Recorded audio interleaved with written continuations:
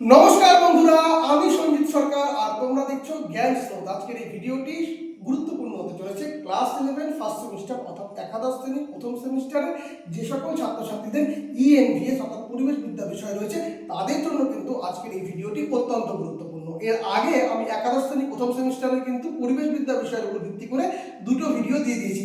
যারা যারা এখনো সেই ভিডিওগুলো দেখো নাই অবশ্যই দেখে নাও, তাছাড়া কিন্তু এই ভিডিওটা তোমরা বুঝতে পারবে না। তো আজকে বেশি দেরি করবো না, আজকে সরাসরি মূল ভিডিওতে যাবো। তার আগে বলে নিই, আমরা কিন্তু 1.1 ইউনিট নিয়ে আলোচনা করেছি। এরপরে আমরা 1.2 ইউনিটের যেটা রয়েছে পরিবেশের বিভিন্ন অবয়ব, তার আমি 3টে ভাগ করেছি। প্রথম ভাগের ভিডিও কিন্তু আমি করে দিয়েছি।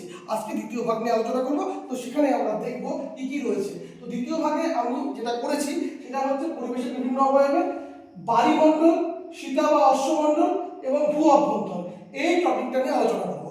9-10 কিন্তু তোমরা এই জিনিসগুলো পড়ে এসেছো। বায়ুমণ্ডল তোমরা পড়েছো, ক্লাস 10 কিন্তু ভূগোল বিষয়ের যে দ্বিতীয় অধ্যায় ওখানে বায়ুমণ্ডল তোমরা পড়েছো, তাই কি না?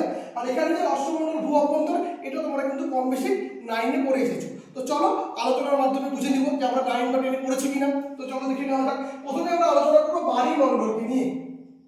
বায়ুমণ্ডলকে ইংরেজিতে বলা হয় হাইড্রোস্ফিয়ার, যেটা কিন্তু প্রথম ভাগের ভিডিওতে আলোচনা করা আছে, তো দেখে নিবে। তো বায়ুমণ্ডলকে ইংরেজিতে বলা হয় হাইড্রোস্ফিয়ার। এই হাইড্রোস্ফিয়ার শব্দটা কোথা থেকে এসেছে?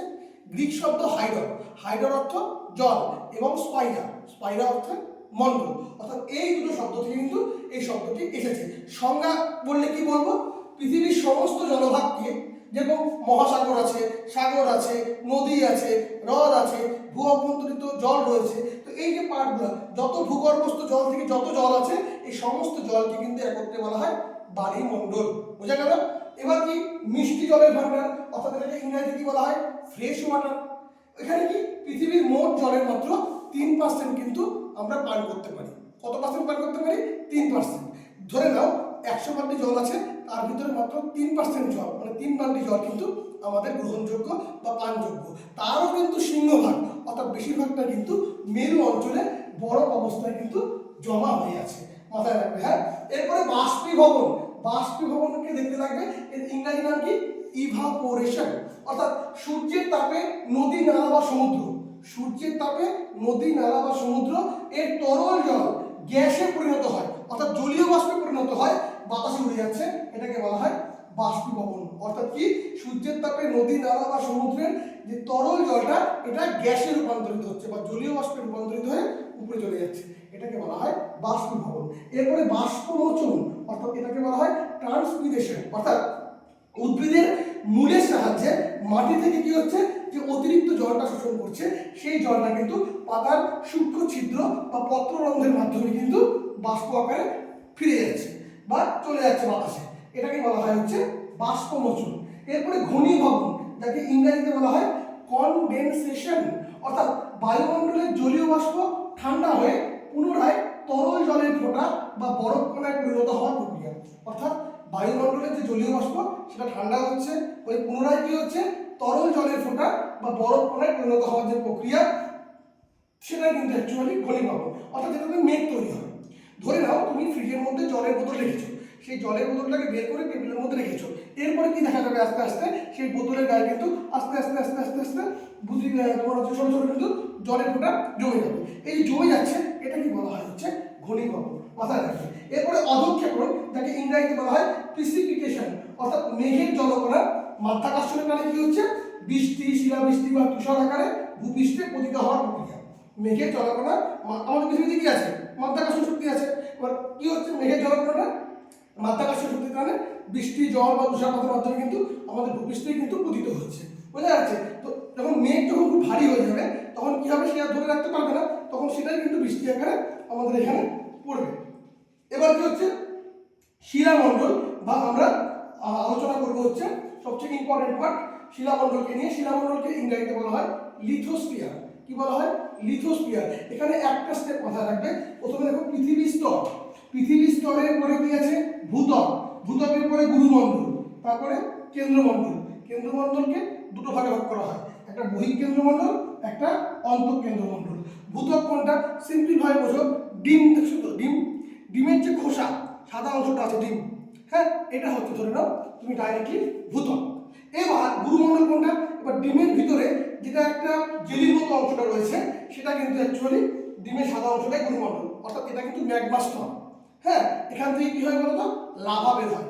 গুরুমণ্ডল থেকে কি বের হয়, লাভা বের হয়। আর কেন্দ্রমণ্ডল কোনটা, এবার এই ডিমের যে কুসুমটা আছে, ডিমের যে কুসুম ভারী অংশ, হ্যাঁ, তো এটা কিন্তু লোহা এবং নিকেলের স্তর দিয়ে তৈরি হয়। তো এই যে ডিমের কুসুমটা আছে এটা কিন্তু পৃথিবীর টানে মাধ্যাকর্ষণ তৈরি হয়। এখানটাতে কেন্দ্রমণ্ডলে কি হয়, মাধ্যাকর্ষণ তৈরি হয়। কেন্দ্রমণ্ডলে কটি ভাগে ভাগ করা হয়, দুটি ভাগে। একটা বহিঃকেন্দ্রমণ্ডল যেটা কি কেন্দ্রমণ্ডলের বাইরের অংশ, আর একটা অন্তঃকেন্দ্রমণ্ডল, এটা একেবারে ভিতরের অংশ। বোঝা গেল? আর এই বহিঃকেন্দ্রমণ্ডল এবং অন্তঃকেন্দ্রমণ্ডলের মাঝখানে যে বর্ডারটা থাকে তাকে কি বলা হয় বলতো, লেহম্যান বিযুক্তি রেখা। এটুকু কনসেপ্ট ক্লিয়ার করেছো? এবার দেখো শিলামণ্ডল, যেটাকে কি বলা হয়, শিলামণ্ডলকে ইংরেজিতে বলা হয় লিথোস্ফিয়ার। গ্রিক শব্দ লিথোস, লিথোস মানে কি পাথর, আর স্পাইরা অর্থে মণ্ডল। এখান থেকে কিন্তু এই লিথোস্ফিয়ার শব্দটা এসেছে। এখানে আমরা ভূত্বক সম্বন্ধে জানবো। কি নিয়ে জানবো, ভূত্বক। অর্থাৎ শিলামণ্ডলের একদম উপরে পাতলা ও কঠিন পাথরের স্তর। কি বললাম, শিলামণ্ডলের একদম উপরে পাতলা এবং কঠিন পাথরের স্তর, যার গড় গভীরতা কত, মহাদেশের নিচে প্রায় 30 থেকে 35 কিলোমিটার। আর একবার, শিলামণ্ডলের একদম উপরে পাতলা ও কঠিন পাথরের স্তর, যার গড় গভীরতা মহাদেশের নিচে প্রায় 30 থেকে 35 কিলোমিটার। এরপরে কি দেখো, শিয়ার স্তর। শিয়ার সীমা আমরা পড়েছি না, পড়েছি তো? তো শিয়ার স্তর অর্থাৎ ভূত্বকের উপরের অংশ। শিয়ার কি বললাম, ভূত্বকের উপরের অংশ মূলত মহাদেশ গঠন করে। শিয়ার কি করে, মহাদেশ গঠন করে, যা মূলত কি দিয়ে তৈরি, সিলিকা এবং অ্যালুমিনিয়াম নামক খনিজ দিয়ে তৈরি। তাহলে শিয়ার কি দিয়ে তৈরি, সিলিকা এবং অ্যালুমিনিয়াম দিয়ে তৈরি। এটি গ্রানাইট শিলা দ্বারা গঠিত। আর সীমা, সীমাটা কি, ভূত্বকের নিচের অংশ। শিয়ার কি, ভূত্বকের উপরের অংশ। সীমা কি, ভূত্বকের নিচের অংশ, যা মূলত কি মহাসাগরের তলদেশ গঠন করে। আর এই যে সীমা স্তরটি, এটা কিন্তু সিলিকা এবং ম্যাগনেসিয়াম দিয়ে তৈরি। তাহলে দুটাতে কিন্তু সিলিকা উপস্থিত রয়েছে। অ্যালুমিনিয়াম হলে শিয়ার, ম্যাগনেসিয়াম হলে সীমা। এই শিয়ারটা কি ভূত্বকের উপরের অংশ, আর সীমাটা কি ভূত্বকের নিচের অংশ। শিয়ারে কি হয়, মূলত মহাদেশ গঠন করছে, আর সীমাতে মহাদেশের তলদেশ গঠন করছে। এখানে কি মানে শিয়ারটা গ্রানাইট শিলা দ্বারা গঠিত, আর সীমাটা ব্যাসাল্ট শিলা দ্বারা গঠিত। এটা কিন্তু মাথায় রাখবে। কনরাড বিযুক্তি রেখা কি হবে, শিয়াল এবং সীমার মাঝখানে যে বিভাজন রেখাটা আছে এটাকে বলা হয় হচ্ছে কনরাড বিযুক্তি রেখা। এরপরে আমরা জানবো মোহ বিযুক্তি রেখা, অর্থাৎ ভূত্বক গুরুমণ্ডলের মাঝের বড় লাইন। ভূত্বক এবং গুরুমণ্ডলের যে মাঝখানে লাইনটা আছে এটাকে বলা হয় হচ্ছে কিন্তু মোহ বিযুক্তি রেখা। ভূত্বক এবং গুরুমণ্ডলের মাঝখানে জায়গাটাকে কি বলা হয়, মোহ বিযুক্তি রেখা। এখানে আবার দুটো স্তর রয়েছে, একটা প্রোফেসিমা, একটা নিফেসিমা। এটা সম্বন্ধে আমরা জেনেছি আগে, তাই না? প্রোফেসিমাটা কি, ঊর্ধ্ব গুরুমণ্ডল। প্রোফেসিমা কি, ঊর্ধ্ব গুরুমণ্ডল। আর নিফেসিমা কি, নিম্ন গুরুমণ্ডল। এবার এখানে দেখবো কি আমরা, দেখো 300 থেকে 700 কিমি, এটা হচ্ছে প্রোফেসিমা। 300 থেকে 700 কিমি।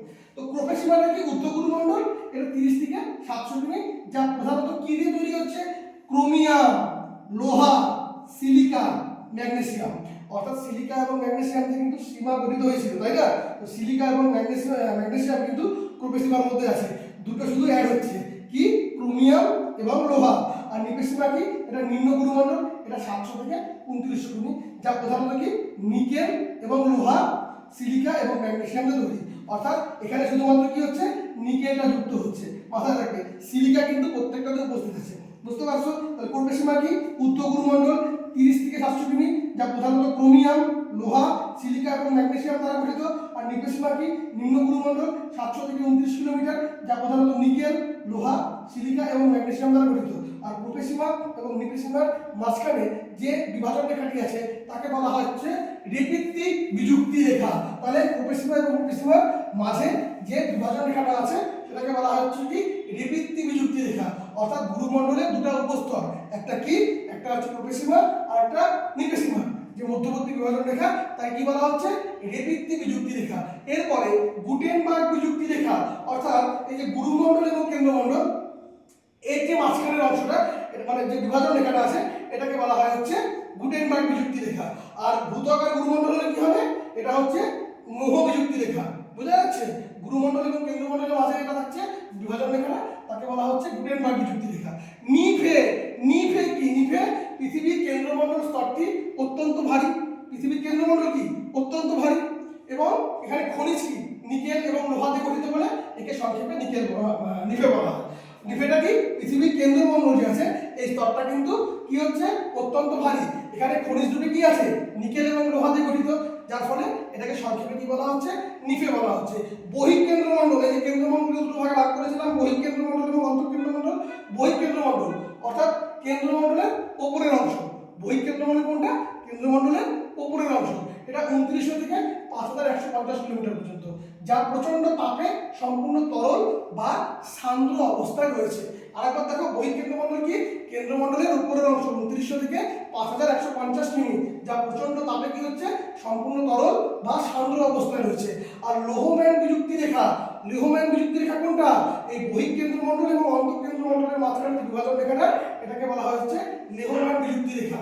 এরপরে আমরা দেখব কি লিথোস্ফেরিক প্লেট, এটা কি শিলামণ্ডলের ছোট বড় চলনশীল টুকরো বা পাত। কি বললাম শিলামণ্ডলের ছোট বড় চলনশীল টুকরো বা যে পাত সেটাকে বলা হচ্ছে লিথোস্ফিয়ার। তাহলে শিলামণ্ডলের ছোট বড় চলাকালীন চলনশীল যেটা টুকরো বা পাত সেটাকে বলা হচ্ছে কিন্তু লিথোস্ফেরিক প্লেট। যেমন মনে করো ফেটে যাওয়া ডিমের খোসা, তাহলে কি আরেকবার দেখে নাও লিথোস্ফেরিক প্লেট কোনটা শিলামণ্ডলের ছোট বড় চলনশীল টুকরো বা পাত, এটাকে বলা হচ্ছে কিন্তু লিথোস্ফেরিক প্লেট, যেমন কি ফেটে যাওয়া ডিমের খোসা। এরপরে প্যানজিয়া, প্যানজিয়া প্যান্থালাসা আমরা পড়েছি। প্যানজিয়া কোনটা আদিম পৃথিবীর সমস্ত মহাদেশ জুড়ে থাকা একটা বিশাল ভূখণ্ড। প্যানজিয়া কি আদিম পৃথিবীর সমস্ত মহাদেশ জুড়ে থাকা একটা বিশাল ভূখণ্ড। আর প্যান্থালাসা কি প্যানজিয়াকে ঘিরে থাকা আদিম পৃথিবীর একমাত্র বিশাল মহাসাগর। আরেকবার প্যানজিয়া কি আদিম পৃথিবীর সমস্ত মহাদেশ জুড়ে থাকা একটা বিশাল ভূখণ্ড। আর প্যান্থালাসা কি প্যানজিয়াকে ঘিরে থাকা আদিম পৃথিবীর একমাত্র বিশাল মহাসাগর। এরপরে মহীসঞ্চরণ তত্ত্ব, এটা কে করেছিল বিজ্ঞানী আলফ্রেড ওয়েগনার। কবে করেছিল 1912 খ্রিস্টাব্দে। এ কি তত্ত্ব দিয়েছিল, এ বলেছিল প্যানজিয়া ভেঙে মহাদেশগুলো দূরে সরে যাচ্ছে। তাহলে প্যানজিয়া কি আদিম পৃথিবীর সমস্ত মহাদেশ জুড়ে থাকা একটা বিশাল ভূখণ্ড। প্যান্থালাসা কি প্যানজিয়াকে ঘিরে থাকা আদিম পৃথিবীর একমাত্র বিশাল মহাসাগর। আর মহীসঞ্চরণ তত্ত্ব কে দিল বিজ্ঞানী আলফ্রেড ওয়েগনার দিল। কবে দিল 1912 খ্রিস্টাব্দে। তার তত্ত্বে কি বলা হয়েছে প্যানজিয়াটা ভেঙে মহাদেশগুলো কি হচ্ছে দূরে সরে গেছে। পাতের গতিশীলতা, পরিচালন স্রোতের টানে প্লেটগুলো বছরে কয়েক সেমি করে সরে যায়। কি হচ্ছে পরিচালন স্রোতের ফলে কি হচ্ছে প্লেটগুলো কয়েক সেমি করে সরে যাচ্ছে। এবার দেখো অভিসারী পাত সীমানা, কি বললাম অভিসারী পাত সীমানা, অর্থাৎ দুটি পাত কি হচ্ছে পরস্পরের দিকে এগিয়ে এসে ধাক্কা খাচ্ছে। দুটি পাত পরস্পরের দিকে এগিয়ে এসে ধাক্কা খাচ্ছে। দুটি পাত পরস্পরের দিকে এগিয়ে এসে যখন ধাক্কা খাবে তখন কি হয় বলতো এই ধাক্কাটা খেলো, ধাক্কাটা খেলো। এরপরে কি হচ্ছে এরপরে কিন্তু পর্বত তৈরি হবে। আর প্রতিসারী পাত কি হচ্ছে এই সীমানা দুটি পাত কি হচ্ছে এখানে দুটি পাত যে আছে এরা কিন্তু বিপরীত দিকে যাচ্ছে। হ্যাঁ এই বিপরীত দিকে সরে যাচ্ছে। এরপরে কি হচ্ছে নতুন ভূত্বক তৈরি হচ্ছে। অর্থাৎ অভিসারী পাতে কি হচ্ছে দুটো পাত সংঘর্ষ হচ্ছে, যার ফলে কি হচ্ছে পর্বত সৃষ্টি হচ্ছে। আর প্রতিসারী কি হচ্ছে এরা দুজনে কিন্তু বিপরীত দিকে সরে যাচ্ছে, যার ফলে ভূত্বক সৃষ্টি হচ্ছে। আর নিরপেক্ষ পাত সীমানা কি দুটি পাত পাশাপাশি ঘষা খাচ্ছে এবং এর ফলে কি হচ্ছে কোনো ধ্বংস হচ্ছে না, সৃষ্টি হচ্ছে না। তাহলে বোঝা গেল অভিসারী পাত প্রতিসারী পাত এবং নিরপেক্ষ পাত। এরপরে দেখবো কি অ্যাস্টেনোস্ফিয়ার, অর্থাৎ ঊর্ধ্ব গুরুমণ্ডলের উপরে, অর্থাৎ এই গুরুমণ্ডলের ঊর্ধ্ব গুরুমণ্ডলের উপরে অর্ধগলিত থকথকে পিচের মতো স্তর, মানে জেলি বা পিচের মতো যে স্তর, যার ফলে কি প্লেটগুলো ভাসছে। অ্যাস্টেনোস্ফিয়ার কি ঊর্ধ্ব গুরুমণ্ডলের উপরে অর্ধগলিত থকথকে জেলি বা পিচের মতো স্তর, যার উপরে প্লেটগুলো ভাসছে। আর পরিচালন স্রোত কোনটা ভূ অভ্যন্তরে তাপে ম্যাগমার ফুটন্ত চক্রাকার গতি। পরিচালন স্রোত কোনটা ভূ অভ্যন্তরে ম্যাগমার কি হচ্ছে ফুটন্ত চক্রাকার গতি। যেমন উনুনে জল ফুটলে কি হয় নিচে উপরে চারিদিকে কিন্তু ও ফুটতে থাকে, সেরকম সেটাই বলছে ভূ অভ্যন্তরের তাপে ম্যাগমার ফুটন্ত চক্রাকার গতি, যা পাতগুলোকে কি হচ্ছে সরাচ্ছে। তো এই হচ্ছে আমাদের পরিবেশের বিভিন্ন অবয়বের দ্বিতীয় ভাগ, যেটা আমি নিজে সিলেক্ট করেছি দ্বিতীয় ভাগ হিসেবে। এই পার্টটা কিন্তু মাথায় রাখতে হবে এবং এখানটায় বেশ কিছু ইম্পর্টেন্ট টার্ম শিয়াল, সীমা, প্রোপেসীমা, নিপেসীমা, বিভিন্ন টাইপের বিযুক্তি রেখা, এই পার্টগুলো কিন্তু তোমাদেরকে মাথায় নিতে হবে। কি কি উপাদান দিয়ে গঠিত হচ্ছে সেই জিনিসগুলোকে মাথায় রাখতে হবে, তাহলে কিন্তু এখান থেকে আসা যে কোনো প্রশ্নের উত্তরগুলো তোমরা সহজেই করতে পারবে। আর তোমাদের কাছে এটা সহজ মনে হবে, কারণ ক্লাস 9-10 তোমরা কিন্তু ভূগোল পড়েছো, 7-8 পাঠও কিন্তু রয়েছে। তাই তোমরা একটু যদি মনোযোগ দিয়ে পড়ো বা ভিডিওগুলো শোনো, তাহলে কিন্তু যে কোনো প্রশ্নের উত্তর সহজেই করতে পারবে। কোথাও বুঝতে অসুবিধা হলে অবশ্যই কমেন্ট করে জানাবে, ভিডিওটি ভালো লাগলে লাইক করবে, বন্ধুদের মধ্যে শেয়ার করে তাদেরকেও জানার সুযোগ করে দিবে। ভিডিওটিকে ফেসবুক বা ইনস্টাগ্রাম পেজে দেখে থাকলে অবশ্যই পেজটিকে ফলো করে দিও। আর তোমরা যদি আমাদের সঙ্গে যুক্ত হতে চাও, তাহলে হোয়াটসঅ্যাপ চ্যানেলের লিঙ্কে, টেলিগ্রাম চ্যানেলের লিঙ্কে কিন্তু তোমাদের দিয়ে দিব আমি ডেসক্রিপশনে, তোমরা অবশ্যই জয়েন হতে পারো। সকলে ভালো থাকো, ভিডিওগুলো বারবার দেখো, আশা করি তোমাদের কনসেপ্টগুলো ক্লিয়ার করতে যথেষ্ট সুবিধা হবে। আর কোথাও যদি আমার দ্বারা কোনো ভুল হয়ে থাকে বা মনে হচ্ছে যে এই জায়গাটা বুঝতে পারলাম না, কমেন্ট করে জানাবে। তোমাদের কমেন্টের উপর ভিত্তি করে অবশ্যই আমি সেই সমস্ত সংশোধিত ভিডিওগুলো নিয়ে আসার চেষ্টা করবো। সকলে খুব ভালো থেকো এবং ভিডিও করে দেবো। Tata, bye bye.